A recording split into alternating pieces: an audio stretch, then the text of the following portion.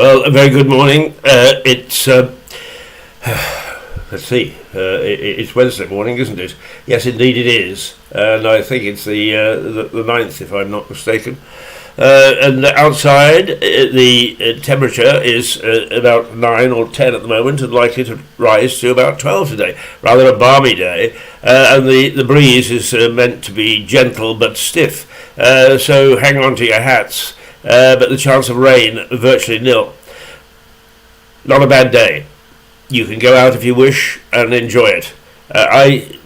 Even though I've got a very bad cold, and which is still only just on the wane now, I did poke my nose out yesterday, and it was a very pleasant sort of day. Not the sort of day to be missed when it comes along. I wish it was a pleasant day in Ukraine, but it's not. Human tragedy all over the place and reflected in our papers this morning. The trouble is that nobody seems to be able to speak with a united voice anymore. And one of of course, the usual pundits have started to decide enough is enough. Let's forget the human misery. Let's forget the carnage that's happening in Ukraine. Let's have a go at our government. And this morning, we haven't done very well in opening up our doors to immigrants. And one set of statistics is that we've only let in 250 people or so.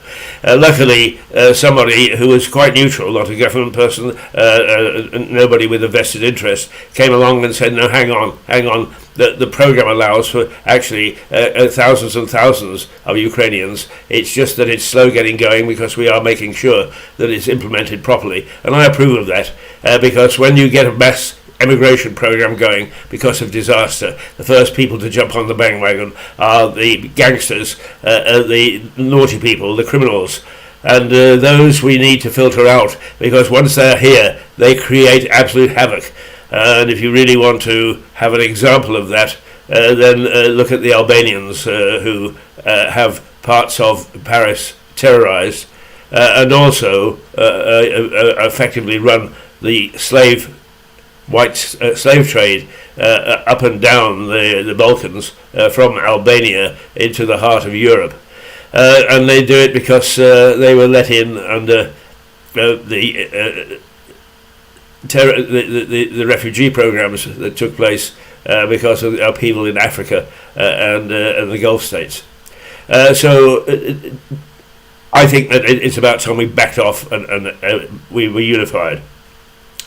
I'm not going to take a great deal of your time this morning, but I am going to, after we've taken a look at the newspapers, just give you my impressions of what the Russians are all about.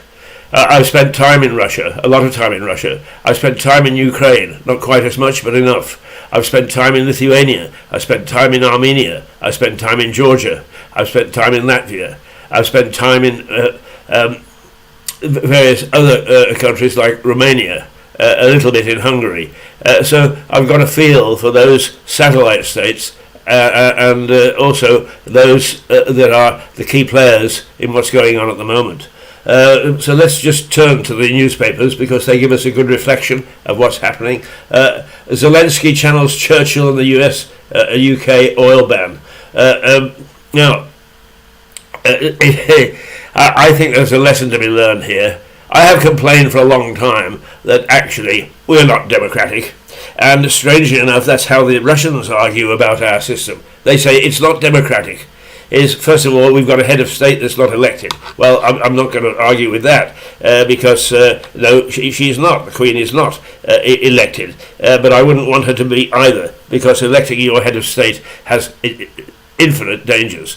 But they are right in as much as we only get to vote for a limited number of people. The political system here is you count up the number of independents that you have on the fingers of one hand. And you probably got fingers left. The fact of the matter is, to be an independent in our political system here is dangerous, it's largely unsuccessful, and it costs a lot of money. Where do these people come from? They come from political parties. The political parties are in charge, not people.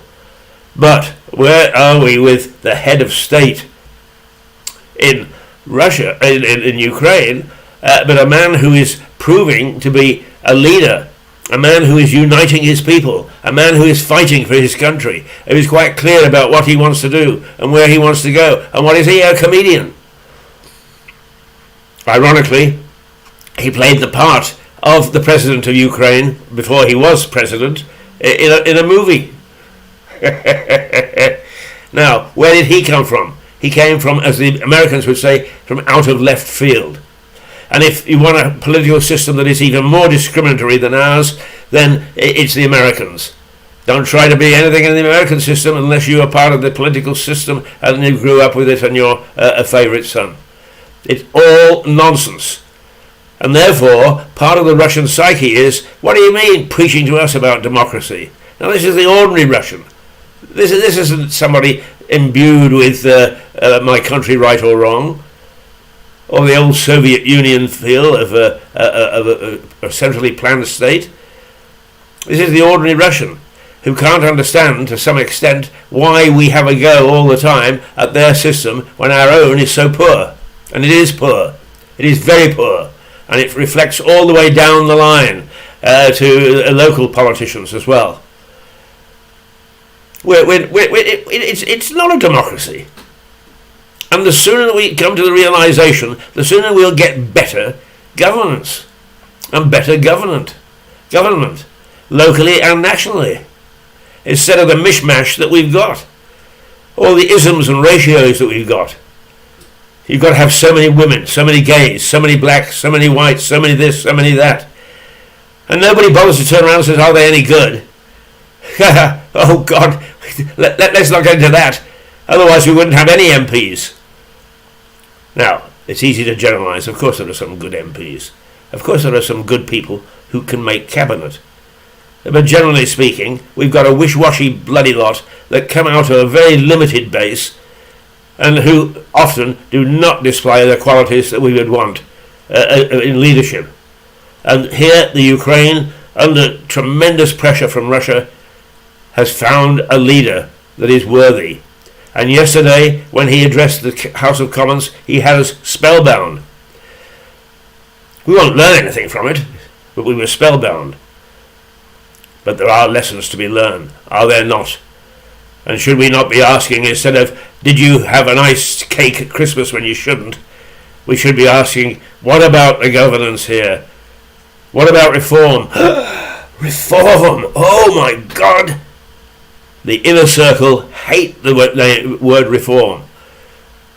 One politician that appeared on this programme said, I won't see reform in my lifetime, and she was quite young. She was no more than 30. She says, we won't see reform if ever. We're all too soft, fat and sassy. And while we're that way, it doesn't matter what the threats are. It doesn't matter how it's going wrong. It doesn't matter what the faults are. Nobody's going to address them because everybody is very happy, thank you very much, with the system as it is, which looks after this very special elite.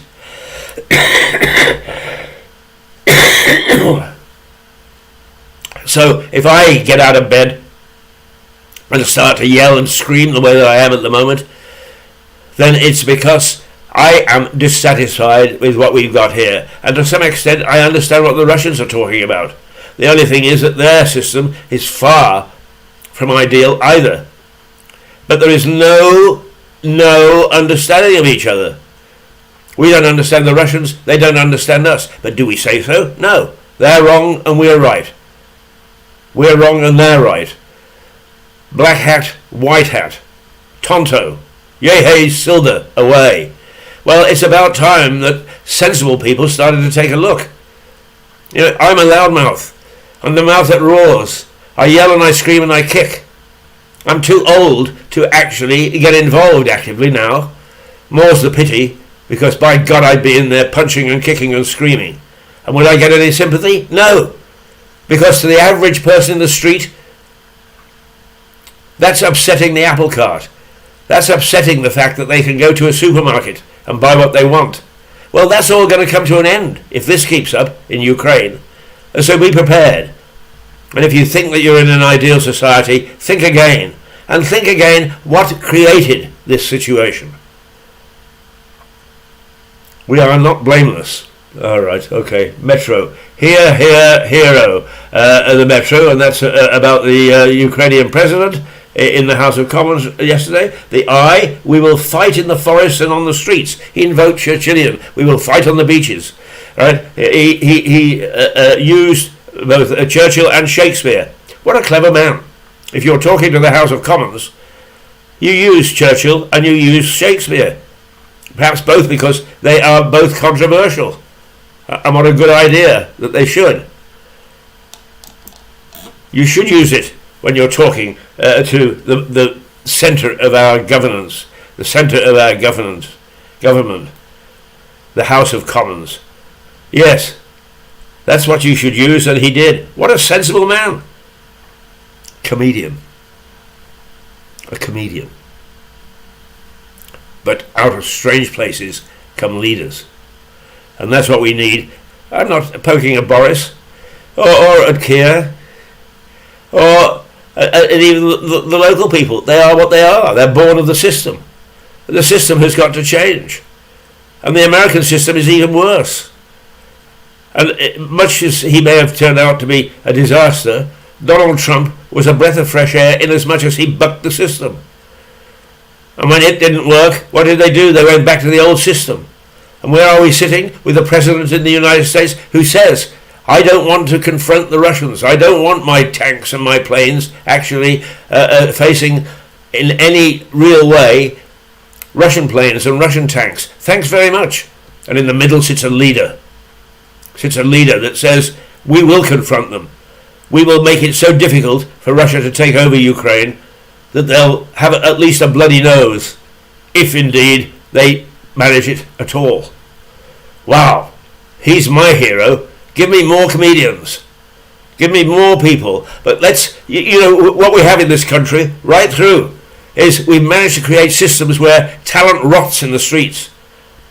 In this small town of Lewis, I've identified 4 ladies who were superb in front of the camera, who understood what television was about. I've discovered half a dozen people who technically are okay. They can actually put together stuff so that we can do things out of Lewis that you couldn't do from other parts of the world. We were doing them and are doing them here. Where are these people in terms of the big boys and so on? Totally and utterly ignored. They don't even get a chance. They don't get to first base. Have you ever tried applying for anything at the BBC? Ha! Ha! Ha! Oh dear, oh dear, oh dear, oh dear. And even with some of the organisations I've worked for, like Reuters, you have to be recommended from the back door. And it's always not within the system. And if you can hear my phone in the background, that's okay. I know who's calling and I'll call back in a little while. But the whole idea of us throwing up leaders from the system is farcical. And if anything, the Ukraine situation has proved that leaders come from, as the Americans would say, out of left field. Right, the Daily Express. We'll fight in forest fields and on the shores. Right, the same rallying cry. We will never surrender. The Mirror, who normally likes to stay away from conflict. Right? The Star, the Daily Star, the biggest fight of my life. It's Klitschko exclusive. Well, this is the boxer, the champion, who has taken up, has gone back to Ukraine, or if he lives there, I'm not quite sure. Has decided to don a uniform and to go and help fight in the streets. And incidentally, there's one little note that you all may have missed, is that there are a number of Brits who have decided that they will quietly go and join the Ukrainian forces and fight on their behalf. And does that actually ring bells from the Second World War, when we had Canadians and we had Americans quite unofficially come here to either fly planes or get onto ships or to go and take a rifle onto the continent? And we had Poles, and we had Czechs. We had all sorts of people who actually were here because of conviction. So if somebody has got conviction enough to go and join the Ukrainian army or armed forces, then good for them. The Guardian, blow to Putin. Britain and the United States ban Russian oil. Well, at least what we've done at long last is we are biting the bullet, because this is going to reflect on you and I. We are in for a tough time. But if the Ukrainians can show the sort of backbone that they have, are we going to? I suspect that this morning, with people starting to turn on Boris about the immigration policy, is what they're doing is they are ignoring the reality of war. They're ignoring what is happening on the ground. It's easier to find some fault internally and go yap, yap, yap, yap, yap. They should be ashamed of themselves and hang their heads in disgrace. They won't. Oh no. The one thing about a politician is that normally he comes out of a background where he can debate. I hate arguing with a politician. I don't even like questioning them because they are so very good at debate, 10 times better than I am. So as a consequence, they can make me sound like a complete idiot when in fact my questions are pertinent. Well, not quite like an idiot. I'm not a bad questioner, all in all, as far as being a journalist is concerned. But they do. They make most of the people that we've got in journalism, wet behind the ears as they are, sound as if they're idiotic. You can see it every morning, and you think, "Oh my God!" But you know that's our system, and it's time that we took a solid look at our system. Let's start to look at it. Do you know who the last man to say that was? Yeah, it might be a surprise. It was Boris Johnson, in a major speech before the last election. And he said, our form of governance is not fit for purpose. And that goes from the top down to the bottom, the parish councils. And we need a real look at reform. Well, what did he hit? What? Dissent and nonsense over Brexit. Didn't matter what had been voted. He met a wall of resistance and nonsense and families not talking to one another. Then he got COVID, and now he's got a war. So you can understand if, and I'm not making excuses for him, he hasn't actually addressed the question of our governance. But when this war is over, I hope that there is a movement amongst those who care for this country, who care for a free world, of looking at our governance. For that matter, they should start to look at the structure of our business entities, particularly the financial sector. I've got a real beef with them. Wouldn't you know it? Okay, the US bans Russian oil, is the Financial Times. Shelling forces Ukraine to halt fresh evacuation bid. Shelling forces Ukraine to halt fresh evacuation bid. Yeah, that's the humanitarian side of things, isn't it? Right? Where are we? 8:25. Okay, not a bad day outside. But the whole idea of any sort of civilized approach from either side is, one, is laissez-faire. Let them get on with it, and what we'll do is we'll refuse to sell them certain things. Down to we're not having all these people leave the country because we want to take it over, and obviously when we've got to run it. So let's fire a few shells amongst them. Let's have a few bodies. Yeah. Onward, Christian soldiers. Yeah. You know, it's so popular not to have any sort of spiritual essence. I'm not talking just about Christianity or Muslim or anything else. It is so popular to be able to stand above this and say, no, there's nothing up there. There's no spirituality. Man is in charge of his own destiny. Well, you can think that if you like. And I don't care, and perhaps you're right. But if we're not going to talk about the spirit of people, the spirit of mankind, what is that phrase, the milk of human kindness, then we are lost. And I fear that we're pretty close to being lost at the moment. Right, okay, the Sun. Queen's Guard AWOL to fight Vlad. Well, there's a member of the Queen's regiment who has disappeared, and apparently quite a few others who disappeared to fight on behalf of the Ukrainian army, and apparently the upper echelons of the army have more or less said, we're turning a blind eye. Good for them. Go to it. And so they should. The Daily Mail has got an interesting side thing, the shaming of Burkhoff, or Burkow. We had the Speaker of the House of Commons, who was a nasty piece of work, and who strutted the stage without any sense of what was fair or what was right, and wielded his power like a little dictator. He, to some extent, dictated some of the things that happened in our life. And now, apparently, it turns out that he was one hell of a bully. And this is an independent commission has discovered he was one hell of a bully. And that he twisted and turned to suit his own ends. The rest of the Mail, we will fight until the end, the same story. The Daily Telegraph, Poland offers fighter jets for Ukraine. Good for Poland. Poland has always been, to some extent, the centre of wars. We went to war in 1939 because of Poland being invaded by the Nazis. So that they have opted to get involved is perhaps I don't know whether it's a good sign realistically, but in terms of spirit, good for them. The Times, Ukraine to get NATO jets. All right, NATO is waking up. I've been told for years how peace in Europe has come because of the EU and NATO. All right, and when the chips are down, where is NATO? Prevaricating, doesn't know what the hell to do. And where's the EU?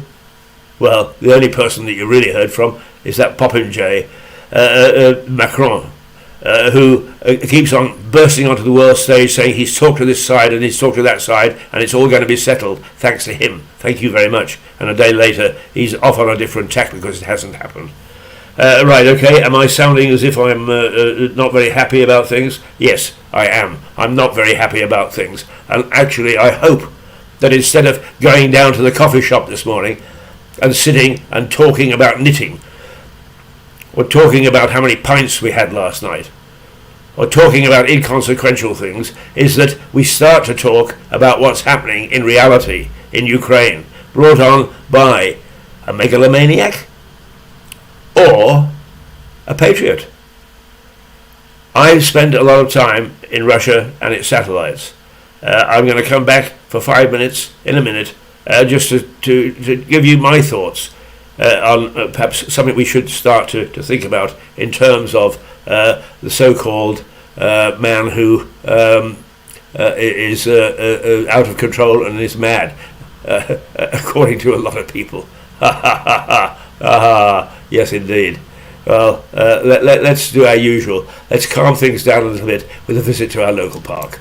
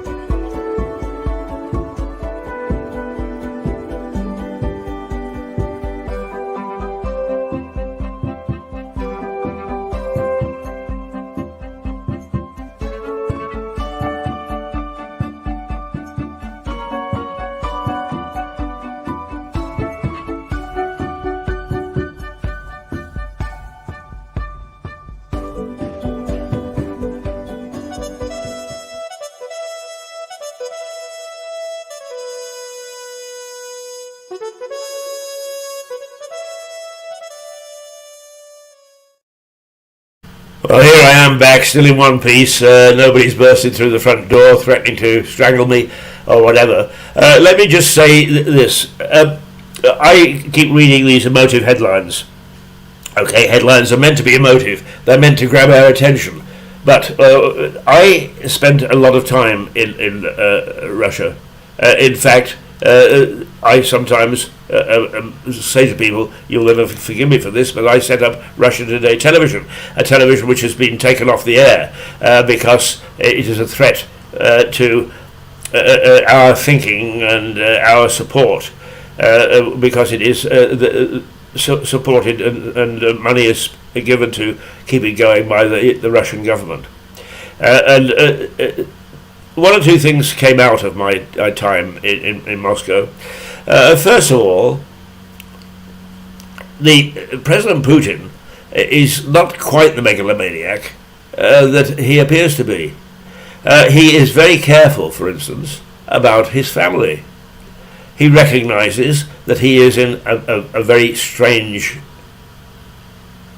arena, if you like, in politics, and that quite often what happens is in other countries is that the children and the family are kept in the open, that they are used for campaigning. And he recognizes that that also leaves it open to threats. And the more threats that you will have, the higher security you have to have around you. And the higher security you have to have around you, the more remote you become. I'm not saying he's not a remote man. It is not easy being the president of Russia, whether you're a megalomaniac or not. But, for instance, a colleague of mine spent some time watching a rugby tournament in Moscow, and had a very nice chat to a group of people who brought by some friends. It was almost like an English afternoon at a similar tournament. Only we're told when they moved away that he'd been talking to Putin's two daughters. And Putin keeps them under wraps. He doesn't actually dangle them in front of everybody.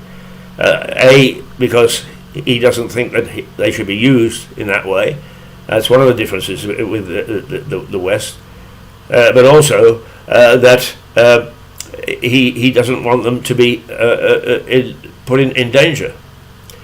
This same man who will be neutral on religion in the Russian Federation, which the Russian Orthodox Church has come zooming back with huge power and authority and influence after the Soviet time, but he will not allow it to have undue influence over the state, and yet in a bombed out cathedral used by the Nazis as target practice, a beautiful cathedral which is slowly and lovingly being put together, he bought a very expensive icon which is part of the Russian religious makeup, and there it hangs on the wall, and a few people in the know that he paid for it and put it there. Now this is a man who is a megalomaniac. In the papers recently was a lady called Margarita Simonian, the executive editor of Russia Today, and she was painted as once again one of the evil people who spread misinformation. Yes, they do just about the same amount that we do. So don't get onto a clean pot there. We are all as bad as one another, trying to use media, social media, established media, and any other sort of media that you can come across for our own ends, from propaganda. And Margarita and I had many a chat, and we disagreed violently about what form of democracy we'd got as opposed to the form of democracy that the Russians had got. And she would say candidly, look, we have an elected president, you don't. And I would say, yes, hang on, but you know, the way that your president is elected, that actually it becomes a different argument. It doesn't matter whether you think that there is validity in that argument or not. The fact of the matter is, she ardently believed it. And a lot of her colleagues ardently believed it. And most of those colleagues were very decent human beings. They were nice people. They had a wonderful sense of hospitality and how you look after people from overseas. And they would privately discuss all sorts of things. But the fact of the matter is, they see things from one side and we see it from the other. And ne'er the twain shall meet. And that's no reason for us to suspect that the man who is causing mayhem in Ukraine is mad. He may be all sorts of things, but mad, in my opinion, he ain't. He knows what he's doing and he knows how to do it. And the fact that he's stuttered a little in terms of his invasion of Ukraine is okay. It shows a weakness. That's what it shows, is a weakness. It doesn't show an alteration in thinking. It doesn't show that he's willing to back down. So when we give the question, is Putin likely to change tack?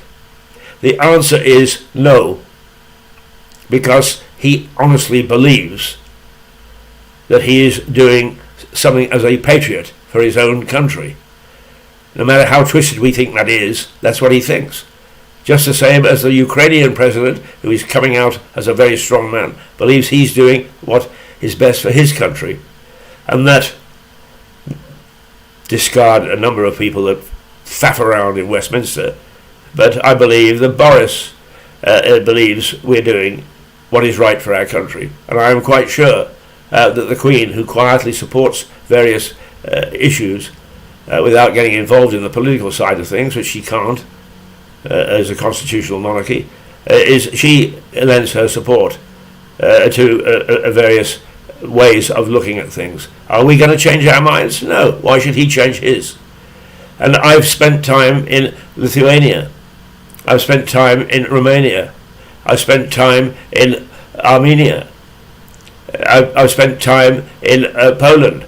And there is still a lot of thinking that times were much better under the Soviet Union than they are now under so-called liberal Western economies, open markets. That's how they think. And that was particularly true in the Lugansk area of Ukraine, where the first Russian forces poured over the border. This is not a simple issue.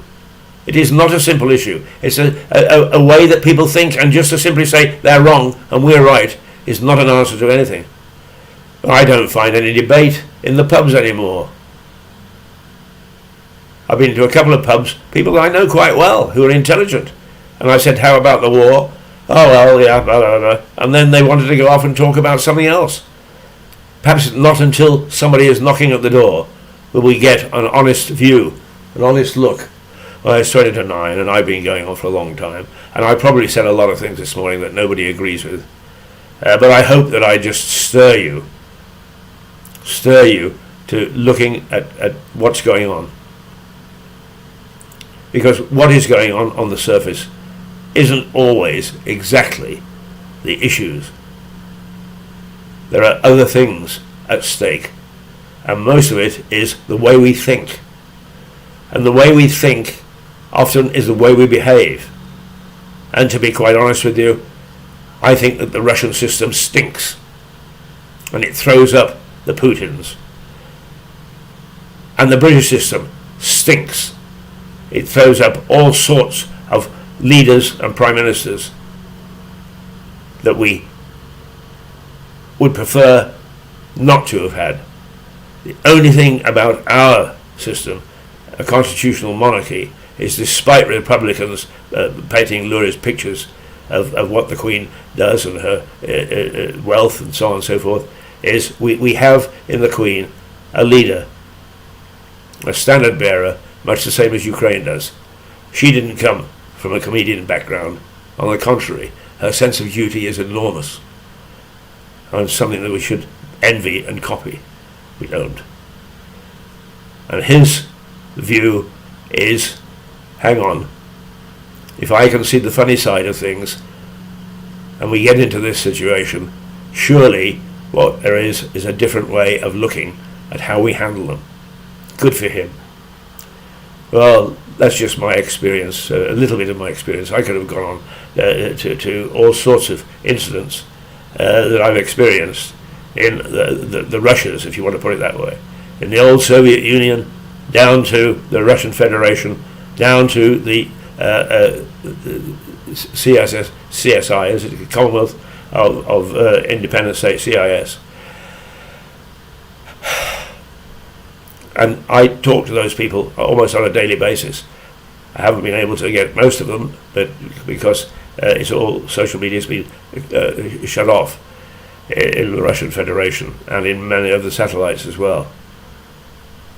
But now is a time for reflection and contemplation, and think, is there any merit in challenging in thought and perhaps indeed the way that we are governed and the way that we look at things? Or is there not? Am I just an old fart? Yes, I am. I'm an old fart. You're not going to change that. But I'm an old fart that cares about his country, about people, about where we are, and how we should handle some of the things that we're handling very badly. Because all we're doing is we're joining a chorus of, he's mad, they're mad, they're uncivilized. That's exactly what they're saying about us. Think on. Toodle pip. Toodle pip. Yeah, where are we? Yeah. Talk to you tomorrow.